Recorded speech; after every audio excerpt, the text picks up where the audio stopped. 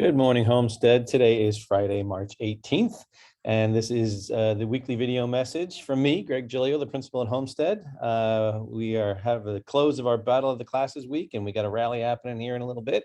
So it's been a fun week, but I didn't have a whole lot of submissions. This is going to be a shorter video. I also had a couple longer videos of previous weeks with the interview, so I thought I would save you some time here so you didn't have to spend so much time with me, but let me try and get through here. So shout outs and recognitions. We actually didn't have any shout outs or recognitions submitted this week, so I submitted my own. Bear with me as I shout out some of our people here. So I just wanted to give a special thank you to Christina Graham, who's one of our English teachers, and Rohan Prakash, who is one of our math teachers. These are the two teachers who took on the leadership role for our WASC accreditation review. I'll talk about this a little bit more later, but again, you've probably been hearing me talk about WASC. This is something we go through every 6 years, and it's like a self-study. It's something that's a reflective time for us to look at what we do well, what we need to improve, and then build a plan on how to continue to be an excellent school. And so we have the midterm review, which is not the full review, just a short review happening next week. But again, these two teachers took the lead and did a lot of the work on the self-study for us. So thank you to the two of them. Also needing to give a big shout out to both Terry Hannigan, an assistant principal, and Lisa Fisher, her secretary, for all the work they've been doing on organizing the CASP testing.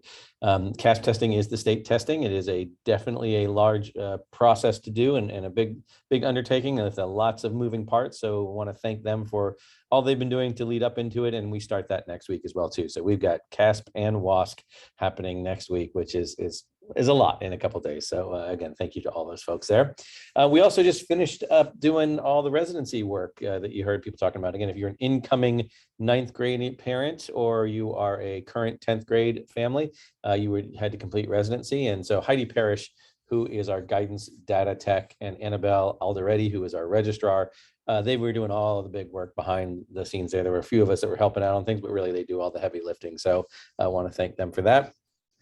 Also, we have had some long-term subs here that have done a really great job, and a couple of them are heading out. So I wanted to just give them a thank you for stepping in. It's never an easy thing to be a sub, especially even harder to be a long-term sub because you're coming in and basically taking over for that teacher. It's hard because you're switching things mid-gear and kids are getting used to you. So, but again, Nathan Lee, who is actually a graduate of Homestead High School, so glad to have him here. Also the son of Mr. Byron Lee, so great to have him here as a sub. But he was subbing in for Mr. Lavelle, who will be returning next week. We also had David Kay, who was subbing for Mr. Taylor, who was out on leave, and Mr. Taylor will be returning next week as well too. We also had some help from Greg Burrows, who's one of our current math teachers, and our super sub Dick Cloco also came in and helped out with some calculus stuff. So again, thank you to that whole team of folks for helping support our students and support the long-term sub process. So thank you very much for all of that. So those are my shout outs. So if you have other people you want to give shout outs to, please make sure you send in your survey responses so I can get the recognition to them that they need. Have some questions, concerns, and suggestions that are coming in. But again, not very many, but thank you to the person who pointed out that I made an error in my principal's message for March. So again, thank you for reading my principal's message. I'm glad that people do that. But I did make a mistake. I actually referred to Ukraine as the Ukraine. So I've changed that. And actually, I didn't realize that there was a difference. So I learned something here too. So politically, it's not accurate to call the country of Ukraine as the Ukraine. It's also not grammatically correct. So thank you for pointing that out. And hopefully that gives you a little thing there too. In regards to the situation that's going on over there, we know that our students are looking for some ways through possible fundraisers or events to show some support. So we're going to be getting some of that information out and looking for ways to help the students feel like they can be a part of something. So you might hear some stuff coming up with that. So hopefully we don't make that same political and grammatical mistake as well. So thank you for pointing that out to me. We had someone ask about whether we could create a PSA regarding the dangers of social media. We don't necessarily do PSAs. I mean, but probably thinking like things like a bulletin announcement or whatever. But there are some stuff we do throughout the year that does talk about social media. In beginning of 9th grade, we do this in conjunction with Santa Clara Sheriff. We do not a video presentation. We do a presentation that talks about cyber safety at the beginning of the year. It goes through a whole slew of things. We also do have various teachers as they're presenting certain project and things that we'll go through and talk about some of the issues with social media. I know there are times where people have criticized the school because we use some social media. Again, we try to use it in a positive way because social media can be used in a positive way, but it can also be used in a very negative way. But we're hopefully trying to model some of the positive ways it can be used. We'll go and talk about that. And to be honest, we don't have any other advisories that are not spoken for this year, so I can't really do that this year. We did touch on it a little bit with one of the ones about diversifying what you watch and what you read. It didn't necessarily dive in deep into the dangers of social media, but again, talked a little bit about it there. But it's something we can possibly look on for the list for next year, and we'll see if we can get that in there. So not a bad idea. I just not sure I can squeeze that in this year. There was also one about if we could do the same kind of thing for the overdoses that are happening due to the drug fentanyl. It's become sort of a big thing in the news recently like that. I would say we have not really done anything specifically regarding fentanyl, but our PE teachers do for freshman year do also do a general unit on substance abuse. Whether they go into that specific drug or not, I couldn't tell you, but they go and talk about a lot of the different ones. We tend to, when we see a specific issue here at Homestead, try to address it that way. Like when we've had issues with social media, or when we've had issues when vaping was the big thing that was happening and everybody was doing it, we definitely did a lot of education on that because kids were getting a lot of disinformation or misinformation, and want to make sure they were getting it. So we haven't seen anything with fentanyl here on campus, thankfully. That would be a pretty major thing if we did. Again, I'm not saying I'm hoping it happens so that we can do it, but if we will look and see if there is a way to also add this topic into some other things that we're doing a little bit more naturally. Just because the school says don't do something doesn't necessarily mean that the kids aren't going to do it. Sometimes it gets them to think about it a little bit differently. So you have to kind of watch how we do that. But I totally get what you're saying. It's a big issue in a lot of areas in the country, and it's something that hopefully we don't have to deal with. But if we have to, we will look for a way to thoughtfully do that. So thank you for bringing that up. The big thing that happened this week, as you can see, there was not very many submissions.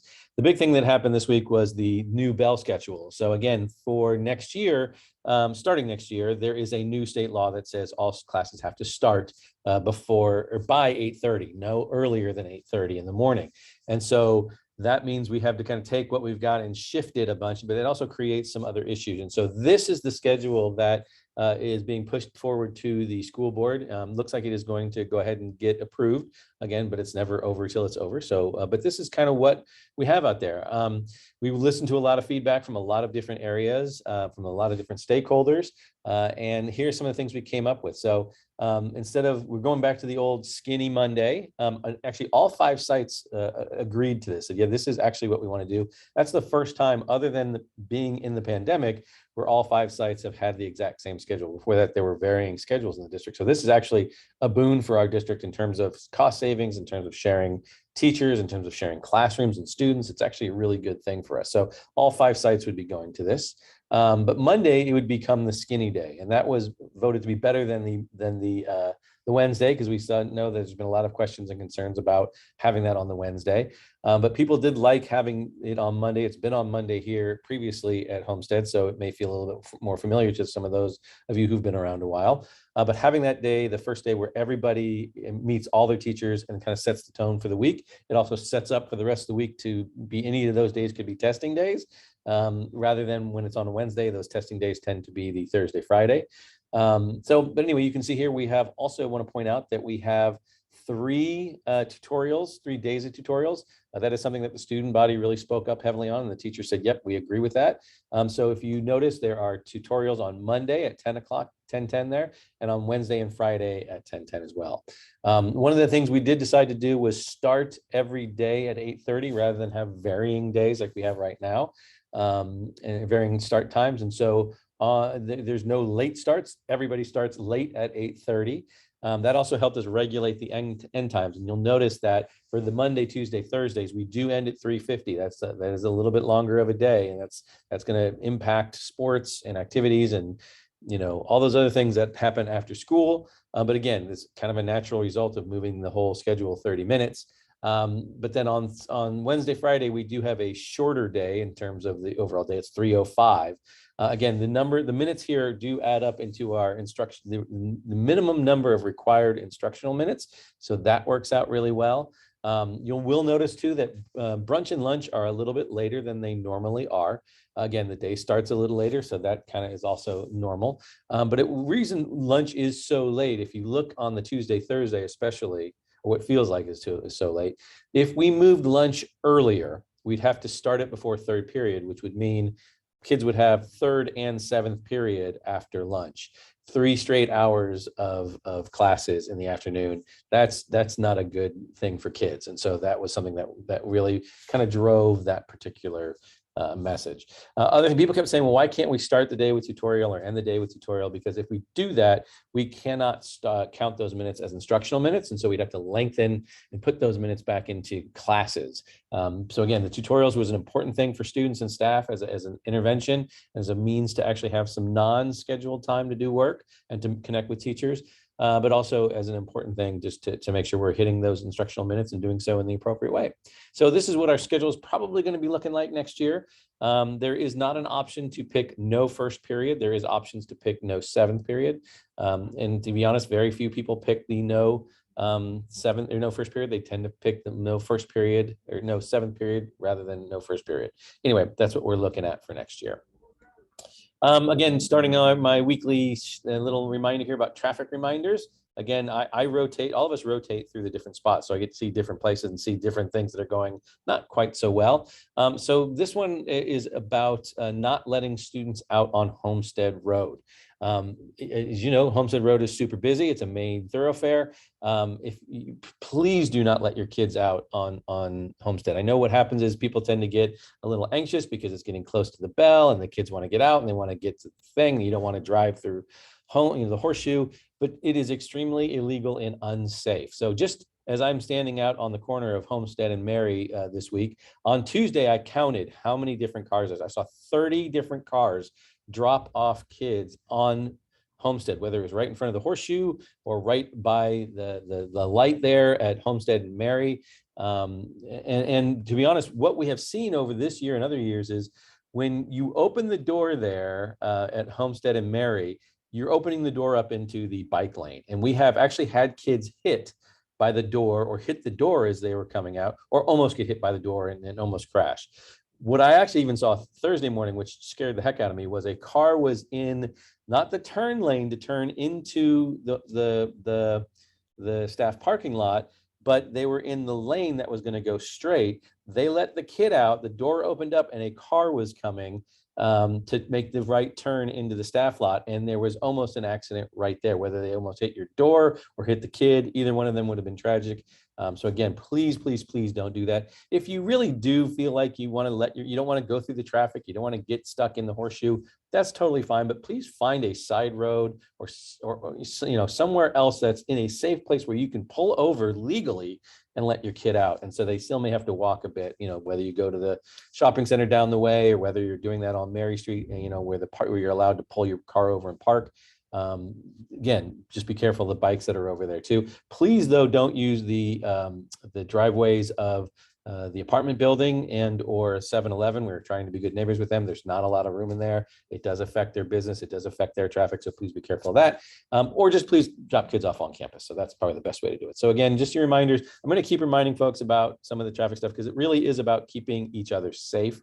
It's not about trying to make your traffic longer or your commute longer or trying to do a lot of rules. This is really about making sure kids don't get hurt, making sure you don't get hurt, making sure we don't have people yelling at each other out there. So really want to make sure that you're paying attention to some of those. So I know we're getting tired because it's close to the end of the year, but please follow those rules because they're there for a reason. And now we get us to the end of the video, which is important dates. So again, you heard me talking about the CASP testing. That is next Monday, Tuesday, Wednesday. There is a special schedule as well as the WASC visit that's happening that day. I'm going to jump here for a second. This is the schedule for the CASP testing if you hadn't seen it. So if you see there, the 11th graders are testing on those Monday, Tuesdays, and the 11th and 12th graders are testing on the Wednesday. When it's the 11th graders are required to be on campus for that testing. The rest of the time, when it starts to turn white there, that's when the rest of the students come to campus. So some of you who aren't testing get to hang out at home. But again, if you are a student, an 11th grader who has opted out of testing, you're still required to be on campus. That is part of how we are counting your attendance. So you need to be here on campus. It is not a chance for you to sleep in either. You need to be here on campus.